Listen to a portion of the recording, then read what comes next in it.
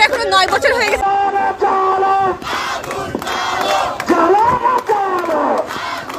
তাও আমরা কোনো ক্যাম্পাস পাই নাই। আমাদের মেয়েদের জন্য অনেক একটা হল আছে, তাও অনেক দূরে, সেটা থেকে আমাদের খুবই কম সংখ্যক মেয়ে আসে। এবং আপনারা জানেন যে এটা উপজেলা পর্যায়ে, যার জন্য এখানে খুব একটা বাসাবাড়ির সুবিধা নেই। যার জন্য আমরা যারা নতুন আসছি এখানে, তাদের যেরকম ভাড়া যেরকম বাড়ছে, সেরকম আমাদের স্টুডেন্টের সংখ্যা যেরকম বাড়ছে, সেভাবে তো আমরা থাকতে পারতেছি না এখানে। তাছাড়া আমাদের ক্যাম্পাসের দাবিতে আমরা নামছি। এখন উপদেষ্টারা কোনো আমাদের মতামত দিচ্ছে না, আমাদের সাথে কোনো যোগাযোগও করছে না, যার জন্য আমরা এখন আবার আন্দোলনে নামছি। এবং আমাদের পরবর্তী পদক্ষেপ আরও কঠোর হবে। আমরা দরকার হলে পারে, এখন তো রেল সব সড়ক মানে রেল তো বন্ধ করছি, এরপরে আমরা রেল সড়ক উভয় বন্ধ করব। দরকার হলে আমরা ঢাকার দিকেও। এ পর্যন্ত 8 বার ডিপিপি সংশোধন করা হয়েছে, তারপরে এই সরকার আমাদের সাথে তালবাহানা করা হচ্ছে।